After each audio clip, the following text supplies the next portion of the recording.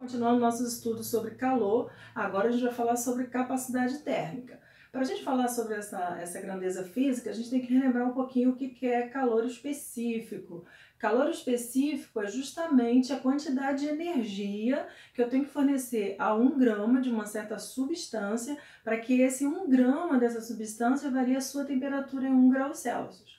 Mas você, por exemplo, não bebe um copo de água e aí você diz, bebi 1 grama de água, né? Porque com certeza tem mais quantidade do que isso. Então, quando a gente tem uma quantidade maior, a gente vai ter que mudar um pouquinho o conceito e trabalhar com o que a gente chama de capacidade térmica. Então, o calor específico ele é definido para a substância e a capacidade térmica para o corpo que essa substância constitui. Ok? Então, matematicamente, como é que a gente calcula essa capacidade térmica? Bem simples. Você pega a massa do corpo e multiplica pelo calor específico da substância que constitui esse corpo.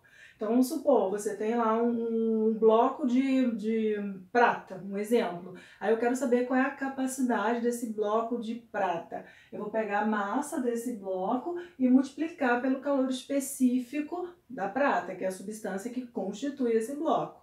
E aí a gente lembrando o que é a quantidade de calor sensível, né? Por definição matemática, a quantidade de calor sensível, que fisicamente está ligada diretamente à variação de temperatura, ela é a massa vezes o calor específico da substância vezes a variação da temperatura. Então essa aqui é a equação da quantidade de calor sensível.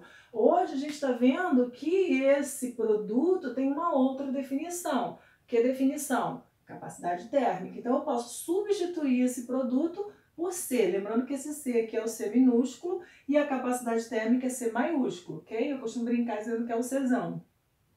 Matematicamente, a variação de temperatura está aqui, multiplicando a capacidade térmica, eu posso passar para cá, então vou ter quantidade de calor dividido pela variação de temperatura, que vai me fornecer a capacidade térmica. Então, a nossa outra equação, vamos dizer assim, em algumas questões é interessante a gente usar esta, em outras questões a gente vai ter que usar essa daqui. Claro que vai depender da interpretação da gente, ok?